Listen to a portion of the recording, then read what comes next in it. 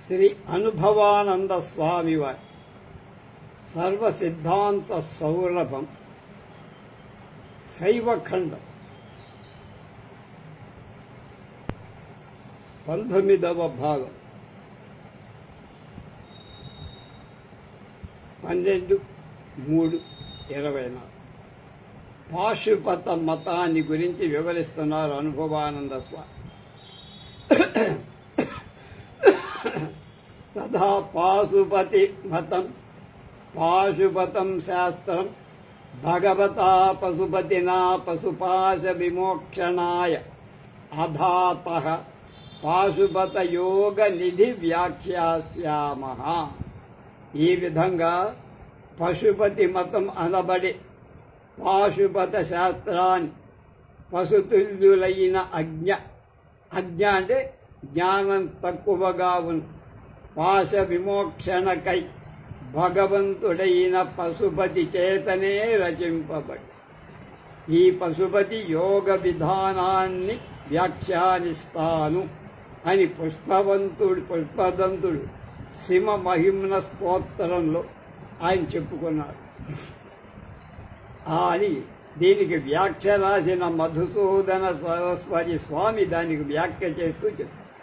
సాక్షాత్ పరమశివుడే జీవ ఉద్ధరణ సంకల్పంలో అతి కరుణామయ చిత్తుడై ఈ శాస్త్రాన్ని ప్రతిపాదించినట్లు ఉంది. అదేవిధంగా మహాభారతం కూడా సాంఖ్యం, యోగ, పాంచరాత్రం, వేదా, పాశుపతం తథా జ్ఞానాన్యేతాని రాజర్షే విద్ధి నానామతాని వై. సాంఖ్యయోగ పాంచరాత్ర వేద పాశుపత మతాలు జ్ఞాన సాధనాలు కలిగిస్తాయని చెప్పి ఉమాపతిర్భూపతి శ్రీకంఠో బ్రహ్మణ సుత ఉక్తవానిదమవ్యగ్రో జ్ఞానం పాశుపతం శివ. శాంతిపదం. ఉమాపతి భూపతి బ్రహ్మదేవుడి కొడుకు అయిన శ్రీకంఠుడైన శివుడు పాశుపత జ్ఞానాన్ని తెలిపాడు అని పాశుపతానికి కర్త పరమశివుడే అని చెప్పి. కానీ whether this statement is to be understood in the sense that its founder was a human being afterwards recognized as an incarnation of Shiva, or whether it is a mere general statement without any special individual being concerned with it, is a question somewhat difficult to answer definitely. దీని ప్రవక్త మానవుడై ఉండి తర్వాత శివావతారంగా తీసుకొనబడినవాడు అనే అర్థంలోనూ లేక ఏ వ్యక్తితో సంబంధం లేదంటానికి సామాన్య అర్థాన్ని బోధించే వాక్యంగానూ ఈ వచనాలను తీసుకోవాలి అనే ప్రశ్నకు సువిస్పష్ట సమాధానం కష్టతరం అని భండార్కర్ పండితుడు కొంచెం అనుమానించారు. అవును, సామాన్య రచనలు కూడా ప్రశస్తి కోసం దేవతలకు మహర్షులకు అన్వయించడం జనరల్గా జరిగే పని. కానీ ఈ సిద్ధాంతం స్థాపించిన వ్యక్తి కాలాంతరంలో శివుడితో ఏకత్వముగా గ్రంథాలను ఉపయోగించబడినట్లు ఆధారాలు ఉన్నాయని భండార్కర్ భావించారు. దీనికి ఆధారంగా వాయు పురాణం 2వ అధ్యాయం, లింగ పురాణం 24వ అధ్యాయంలలో కొన్ని గాథలు కనిపించి కృష్ణద్వైపాయన వేదవ్యాసుడి కాలంలో యదుత్తముడైన వసుదేవుడికి వాసుదేవుడుగా జనించినప్పుడు తాను బ్రహ్మచారిగా లకులీనుడు అనే పేరుతో శ్మశానంలో పారవేసిన శవంలో ప్రవేశించి అవతరించానని, అది కాయావతారం కాయావరోహణం అనబడుతుందని. అప్పుడు తనకు కుశిక, గర్గ, మిత్ర, కౌరుష్యుడు అనే 4 శిష్యులు ఉంటారని. వీళ్ళు పాశుపతులై భస్మధారులై మహేశ్వర యోగాన్ని అవలంబిస్తారని. సమాప్తంలో వాళ్ళు రుద్రలోకాన్ని పొందుతారని మహేశ్వరుడు బ్రహ్మతో చెప్పారు. ఈ గాథను ఆధారంగా చేసుకొని బహుశಃ రాజపుత్ర స్థానంలో అంటే రాజస్థాన్లో ఉదయపురానికి 14 మైళ్ళ దూరంలో ఏకలింగిని అనే నాథ సంప్రదాయ ఆలయంలో ఒక శాసనం ఉందట. భృగు కచ్చ దేశంలో లకుల అనే దండాన్ని ధరించి శివుడు మానవుడుగా అవతరించాడని, అందుకు భృగు ప్రార్థనలు కారణమని చెప్పి అందులో కుశికాది పాశుపత యోగులను కూడా ఆ శాసనంలో ప్రస్తావించిందట. అదేవిధంగా చింతర ప్రశస్తి అనే శాసనంలో శివుడు భట్టారక శ్రీలకులేశుడుగా అవతరించాడని కూడా ఉంది. లతాదేశంలో ఆరోహణంలో అతడు ఉన్నాడు కనుక అతనికి కుశిక, గార్గ్య, కౌరుష్య, మైత్రేయ అనే 4 శిష్యులు పాశుపత పాలనకై ఉండేవాళ్ళట. చతుర్విధాలైన పాశుపతాన్ని ప్రచారం చేశానని ఈ శాసనంలో ఉంది కనుక ఈ శాసన కాలం క్రీస్తు శకం 971. మొదటి దానికి 1274, 1296 కనుక రెండవ దానికి భండార్కర్ మహాశయుడు మళ్ళా మైసూరు రాష్ట్రంలో శిర అనే తాలూకాలో లవకులేశ భిల్లుకడుగా జన్మించాడని లవకులేశుడు క్రీస్తు శకం 943వ సంవత్సరం నాడు కలదరు. సర్వదర్శన సంపదనులు లవకుశ ప్రారంభంగా అనుసరించి ఎక్కడో కొంత పోయింది. లవలీశుడే నకులీశుడని. లవలేశుడు పూర్వ పురాణ ప్రమాణాల రీతిగా కృష్ణద్వైపాయన కాలంలో అంటే కృష్ణ వాసుదేవుడ ద్వాపర యుగంలో ఉండినట్లుగా స్పష్టం. అందుచేత ఈ పాశుపదం కలియుగ ఆరంభంలో సాత్వత, భాగవత, పాంచరాత్రాది వైష్ణవ సిద్ధాంతాలతో సహా శ్రీకృష్ణుడి కాలంలో జన్మించిన లకులేశుడి చేత ప్రబోధింపబడి 4 శిష్యుల చేత వ్యాప్తి పొందించినట్లుగా నిస్సందేహంగా చెప్పచ్చు.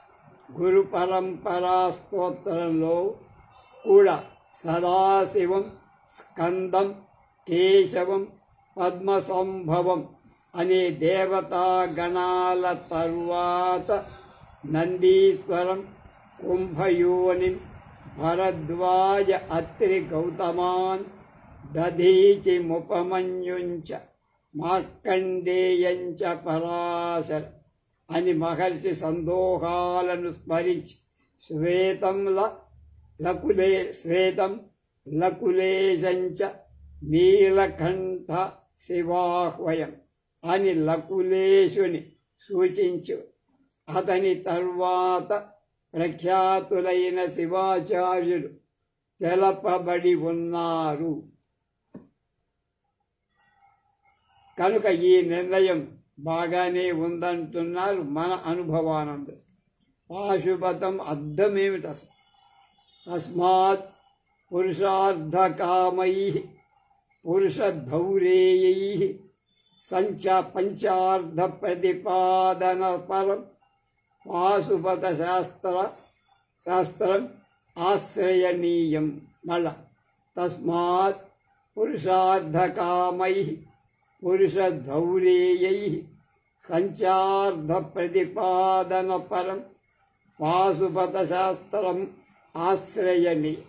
అందుచేత పురుషార్థాలను కోరేవాళ్ళకు, పురుష నాయకులకు పంచార్థ ప్రతిపాదన పరమైన పాశుపత శాస్త్రం ఆశ్రయనీయమైంది అని మాధవాచార్యుడు తన సర్వదర్శన సంగ్రహంలో లాకులేశ పాశుపత ప్రకరణాన్ని ముగించి చెప్తున్నారు.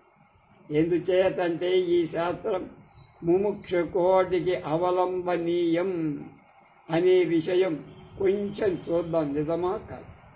పండితాభిప్రాయంలో ఈ పశుపత మతమే ప్రథమ శైవ సిద్ధాంతం, తర్వాత ఇతర శాఖలకు ప్రాతిపదిక అయి. అందుచేత దీన్ని ప్రత్యేక శైవ శాఖగా తీసుకోవటం ఉచితం, న్యాయం అని పండిత అభిప్రాయం. దీని నుండి కాలాంతరంలో వివిధ శైవ శాఖలు ఉత్పన్నాలు అయ్యాయి. పాశుపతను మాధవాచార్య వాక్యాలలో పంచార్థ ప్రతిపాదన పరం పాశుపత శాస్త్రం అని చెప్పబడి, ఈ శాస్త్ర ప్రబోధికాలైన పంచార్థాలేమి, వీటిని సులభంగా క్లుప్తంగా మధుసూదన సరస్వతి స్వామి తన శివమహిమ్న స్తోత్ర వ్యాఖ్యలో ఇలా చెప్పారు. తత్రాధ్యాయ పంచకేనాపి కార్యరూపో జీవ పశు కారణం పశుపతిరీశ్వర యోగ పశుపతౌ చిత్త సమాధానం విధిర్భస్మన త్రిశ్రవణ స్నానాదిర్నిరూపిత దుఃఖాంత సంజ్ఞకో మోక్షశ్చాస్య ప్రయోజనం ఏతే ఏవ కార్యకారణయోగ విధి దుఃఖాంతా ఇచ్చాఖ్యాయంతే. ఇక్కడ కార్యరూపుడు జీవుడు, పశువు అనబడతాడు. మనం కారణం ఈశ్వరుడు, పశుపతి మనందరి. పశుపతిపై చిత్తాన్ని నిల్పటమే యోగం. భస్మం, త్రిశ్రవణ స్నానం, దుఃఖం అంటే దుఃఖాంతం అంటే మోక్షం అనే ప్రయోజనం. ఈ విధంగా కార్యకారణ యోగ విధి దుఃఖాంతాలే ఈ పంచ అర్థాలు. వీటి వివరాన్ని కొంచెం చూద్దాం. కార్యం అంటే ఏమి? పశు శబ్దేన కార్యస్య పరతంత్ర వచనత్వాత్. పశు శబ్దం కార్యానికి అన్వయం అంటే పనికి, అది పరతంత్రం అని మాధవాచార్య నిర్వచనం. కార్యం సదా అస్వతంత్రం, పని ఇప్పుడు మన చేతిలో లేదు. అది విద్యా కళా పశు రూపంలో 3 రకాలు. అందులో విద్య పశువును ఆశ్రయించి బాహ్యాభ్యంతర రూపంగా 2 రకాలు. మళ్ళా బ్రహ్మ విద్య బోధ అబోధకం అని 2 రూపాలు. బోధ అబోధకం. అందు అబోధ విద్య తత్ అనన్య ప్రమాణజన్యం. బోధ విద్య మళ్ళా వివేక అవివేక ప్రవృత్తి రూపంలో 2 రకాలు. ఇక్కడ వివేక ప్రవృత్తి ప్రమాణమాత్రంతో చిత్తం అని పిలువబడు. ఆ చిత్తం చేతనే సర్వ ప్రాణుల బాహ్య విషయ గ్రహణమంతా జరుగుతుంది. కనుక ఈ చిత్తానికి ఇంద్రియాది ఉపకరణాలు అవసరం. అవి కార్యకారణ రూపంగా 2 రకాలుగా ఉంటాయి. అందు కార్య ఇంద్రియాలు పృథివ్యాది పంచభూతాలు, శబ్దాది పంచ తన్మాత్రలు, మొత్తం 10. అక్కడ కారణ ఇంద్రియాలు జ్ఞానేంద్రియ పంచకం, కర్మేంద్రియ పంచకం 5 బుద్ధి అహంకారాలు కూడా కలిసే 13. అప్పుడు పశుత్వ సంబంధీ పశు అనే రకంగా పశుత్వం కలవాడు పశువు, వాడే జీవుడు. ఈ పశుత్వం వల్ల సాంజనం నిరంజనశ్చేత్ అశుద్ధ శుద్ధం అని 2 రకాలు. అంటే మలినంతో కూడింది, మలినం లేదు. శరీర ఇంద్రియ సంబంధం కలిగింది స అంజనం అవుతుంటే రుద్రహితమైంది నిరంజనం. ఇలా ప్రథమమైన కార్యరూప పశులక్షణం అంటే జీవుణ్ణి గూర్చి చెప్పు.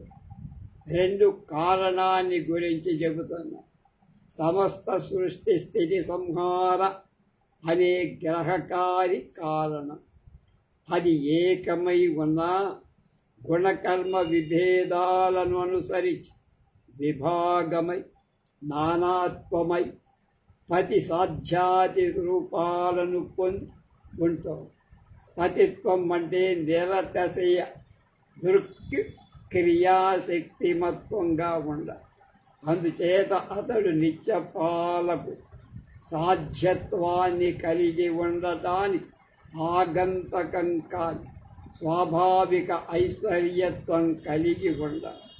అలాంటి పశుపతే ఇక్కడ కారణం అని రెండవ ద్వితీయార్థంగా. మూడవది యోగం. చిత్తద్వారేణ ఆత్మైశ్వర్య సంబంధో యోగ అని మాధవ నిర్వచనం. అది రెండు రకాలు.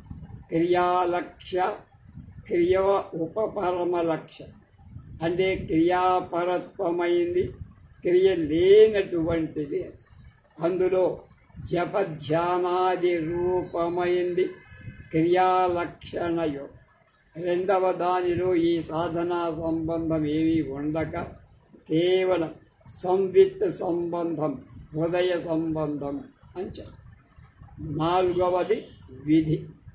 ధర్మ అధర్మ సాధక వ్యాపారం, దాన్ని విధి అంటారు. అది మళ్ళా ప్రధాన భూతమని గుణభూతమని రెండు రకాలు. సాక్షాత్ ధర్మ ప్రవృత్తి కారణచర్య ప్రధాన భూతం. మళ్ళా ఇది వ్రతమని ద్వారమని రెండు రకాలు. దేహానికి భస్మ అనులేపనం, విభూతి గావించి భస్మం మీద పడుకోవడం, జప ప్రదక్షిణాధికమైన ఉపాకారం కలిగింది వ్రతం అని చెప్పడం. భస్మ స్నాన అనంతరం భస్మశయనం రోజుకి 3 సార్లు చెయ్యాలని కూడా నకులేశుడు చెప్పారు. అలాగే మాధవుడి ప్రమాణం దాని. మళ్ళా ఉపాహారం నియమాది రూపంలో షడ్విధాలు: హసనం, గీతం, నృత్యం, హుదుక్కార శబ్దం, నమస్కారం, జపాలు అవి ఉన్నాయి నియమాలు. వీటితో అర్చనం కావించాలి అని సూత్రకారుడి యొక్క తాత్పర్యం. హననం అంటే ఆనందంగా నవ్వడం. హసనం అంటే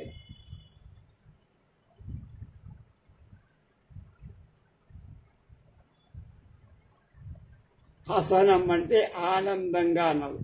సంగీత శాస్త్ర అనుసారంగా మహేశ్వర గుణధర్మాధిక చింతనం ఏదైతే ఉందో అది గీతం.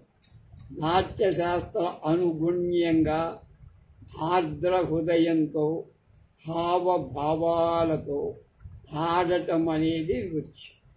వృషభనాదంలా జిహ్వా తాలు సంయోగంచే నాదాన్ని కలగచేయటం హుదుక్కారం. హుదుక్ శబ్దం వషట్ శబ్దంలాగా అర్ధరహితం, అర్థం లేదు. ఇక ఈ వ్రతానికి ద్వారాలు 6 రకాలు. క్రాధన, స్పందన, మందన, శృంగారణ, అవితత్కారణ, అవితద్భాషణాలు 6. మేల్కొని ఉండి నిద్రించినట్లుగా నటించటం క్రాధన. శరీర అవయవాల వాయుభూతాలలాగా కంపింపచేయటం స్పందన. అశక్తుడిలాగా నడచటం మందన. ప్రేమలాలసత్వాన్ని ప్రదర్శించడం శృంగారణ. కార్య అకార్య వివేక విహీనుడిలా లోక నిందిత కర్మలు ఆచరించటం అవితత్కారం. అసందర్భ అనుచిత సంభాషణం అవితద్భాష. అవి రకాలు. ఈ విధిలో ద్వితీయమైన గుణభూతం చర్య అని చెప్పబడి పూజ తరువాత భస్మధారణ, భిక్షాటన, దుష్ఫలిత నివారణార్థం భస్మ నిర్మాల్య ధారణ గుణభూతం ఆ చర్యలు అవుతాయి. ఐదోది దుఃఖాంత, దుఃఖ నివృత్తిరేవ దుఃఖాంత, దుఃఖాన్ని పోగొట్టుకోవటమే దుఃఖం. అది దుఃఖం యొక్క అత్యంత నివృత్తి, పారమైశ్వర్య ప్రాప్తి అని రెండు రకాలు. భావి కార్య జ్ఞానం కలిగి కార్యనిర్వహణం చేసే శక్తి కలిగి ఉండటం ఐశ్వర్యం. అలాంటి గ్రహణం 5 రకాలు. దర్శనం అంటే అనుపరిమాణ వస్తువుల, గుప్త విషయాల, దూరస్థ పదార్థాలను కూడా దర్శించి స్పృశించ. 2 శ్రవణం, సర్వశబ్దాలు వెంట. 3 మననం, భావనా విషయంగా గ్రహించ. 4 విజ్ఞానం, సర్వశాస్త్ర సర్వవ్యాఖ్యాన జ్ఞానం. 5 సర్వజ్ఞత్వం, వ్యక్త అవ్యక్త శాస్త్ర మూల సూత్ర పరిజ్ఞానం. అన్య సిద్ధాంతం కేవలం దుఃఖాతో పూర్తి అవుతుంటే ఈ శాస్త్రంలో దుఃఖ నివృత్తి అనుతుంది, మహదైశ్వర్య ప్రాప్తి ఉంటాయని పంచవిధాలుగా చెప్పారు. ఈ విధంగా ప్రాచీన శైవం పాశుపత రూపంగా లకులేశుడి తరువాత గురువుల చేత ప్రతిపాదింపబడి ప్రచారంలోకి వచ్చి, కానీ లకులేశుడి గ్రంథం ఏది ప్రస్తుతం దొరకటంలా. అది విచారకం. మాధవాచార్యుడి కాలంలో ఏదైనా ప్రమాణం ఉందేమో అప్పుడు దాన్ని బట్టి ఆయన రాదు. కొన్ని లకులేశ వాక్యాలుగా అతడు తన సర్వదర్శన సంగ్రహంలో చెప్పారు, ఆయనే రాసి. అది కూడా అసమగ్ర గ్రంథం. తర్వాత కాశ్మీర శివాద్వైతం, a more important and a much earlier development was a school of monistic Shaivism in Kashmir, of which the literature dating from the 9th century came down to us. How much older it may have been in its origin, it is not easy to determine. There are elements in common between the dogmatics of Kashmir Shaivism and those of South Indian Shaivism. Yet, in their philosophy, they differ perceptibly, the Kashmir school being idealistic and the South Indian pluralist in its metaphysics. అని అతి ముఖ్యంగా ప్రాచీనతర పరిణామాన్ని అయిన కాశ్మీర శైవ అద్వైత సిద్ధాంతం శైవంలో, దాని గ్రంథాలు మాత్రం క్రీస్తు శకం 9వ శతాబ్దికి చెందాయి. దాని ఉత్పత్తి ఎంత పురాతనము నిర్ణయించడం ఎవరి తరం కావట్ల. కాశ్మీర శైవానికి, దక్షిణ హిందూస్థాన శైవానికి కొన్ని సామాన్య సిద్ధాంతాలు, కానీ వాటి తాత్విక దృష్టి ప్రస్ఫుటంగా చాలా భిన్నంగా. కాశ్మీర సంప్రదాయం అద్వైతపరం, దాక్షిణాత్యం ద్వైతపరంగా తాత్వికంగా ఉంటుందని నీలకంఠ పండితుడి వ్యాఖ్య. ఈ విషయాన్ని ఇంకా వివరిస్తూ ఈ 2 శాఖలకు గల చారిత్రక సంబంధాన్ని నిర్ణయించటం కష్టమంటారు. కాశ్మీర బ్రాహ్మణులు దక్షిణ దేశానికి రావటాన్ని గురించి దక్షిణంలో కొన్ని శాసనాలు ఉన్నాయట. వాటి తాత్పర్యాన్ని బట్టి మే lead one to infer that South Indian Shaivism is also ultimately derived from Kashmir literary and epigraphic evidence from South India and Java and other Indian colonies of the East. also connects the origin and the spread of Shaivism with the march of Agastya from the north to the south and to his further progress towards eastern lands. దక్షిణ దేశీయ శైవం పర్యవసానంగా కాశ్మీర్ నుంచి వచ్చినట్లుగా తీర్మానించాలి. దక్షిణ భారతం Java భారతదేశం యొక్క తూర్పు వలస స్థానాలలో ఉన్న గ్రంథ శాసన ప్రమాణాలు కూడా శైవ జనన అభివృద్ధుల ఉత్తరం నుండి దక్షిణం, అక్కడి నుంచి తూర్పు దేశాలు అగస్త్య మహర్షి యొక్క యాత్రతో సంబంధం అని పండిత నీలకంఠ శాస్త్రి గారు. శివానంద సరస్వతి స్వామి ఈ విషయాన్ని ఆగమాలు కాశ్మీర శైవంలో ఉన్నాయని 28వ సంస్కృత భాష రచనల్లో కాశ్మీరంలోనే పుట్టాయని, అవి అంతా దక్షిణానికి ప్రసరించాయని, ఆయన కాశ్మీరంలో ప్రత్యభిజ్ఞ దర్శనంగా, పశ్చిమ భారతంలో మహేశ్వర దర్శనంగా, దక్షిణంలో శుద్ధ శైవ దర్శనంగా పేర్కొనబడ్డాయని చెప్పారు. కాశ్మీర సంప్రదాయ శైవం త్రిక శాసనం, త్రిక శాస్త్రం, సామాన్యంగా త్రిక అని పిలువబడు. అలాగే దీనికి రహస్య సంప్రదాయమని, త్రయంబక సంప్రదాయమని పేర్లున్నాయి.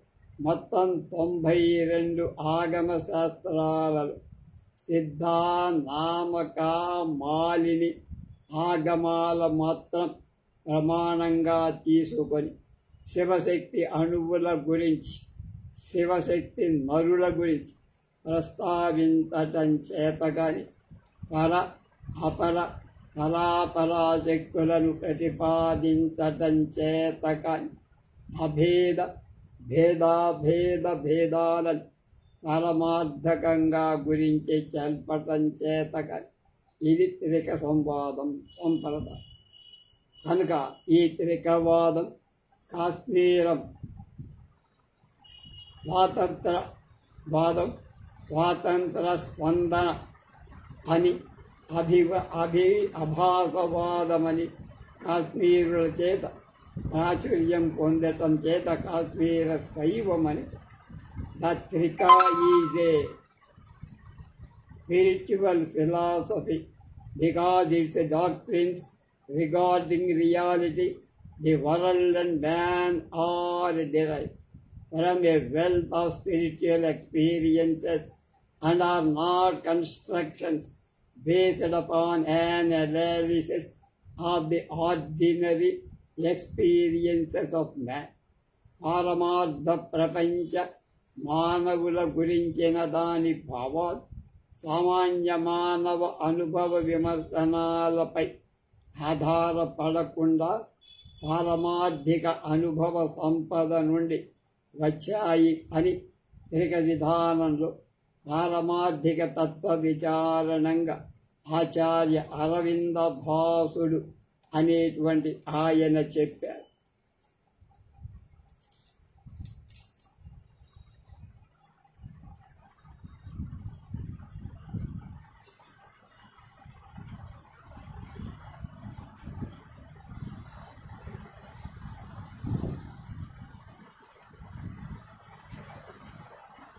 Experience concepts.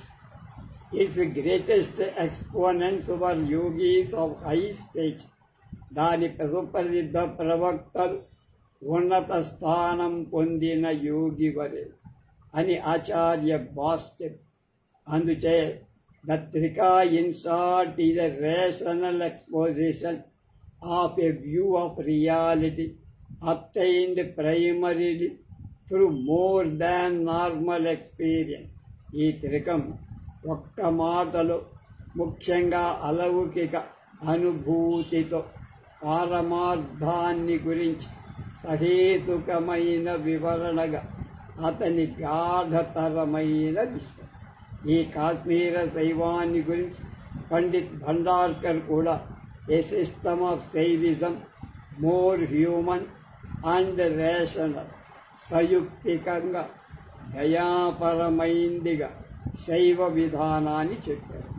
కాశ్మీర శివ సంప్రదాయం, స్పంద శాస్త్రం, ప్రత్యభిజ్ఞ శాస్త్రాల మీద ఆధారపడి ఈ వివిధ శాఖలు ఉన్నాయి. స్పంద ప్రత్యభిగా శబ్దాలు రెండు శాఖలలో సామాన్యంగా వాడబడి ఉన్నా అవి ప్రత్యేకంగాను ఈ శైవానికి ప్రమాణాలు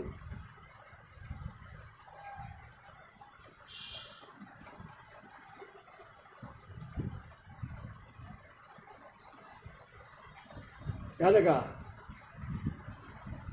స్పంద ప్రత్యభిజ్ఞా శబ్దాలు రెండు శాఖలలో సామాన్యంగా వాడబడి ఉన్న వాటికి అవి ప్రత్యేకంగానే ఏర్పడ్డాయి. అందులో వివరాలన్నీ రేపు తెలుసుకుందాం.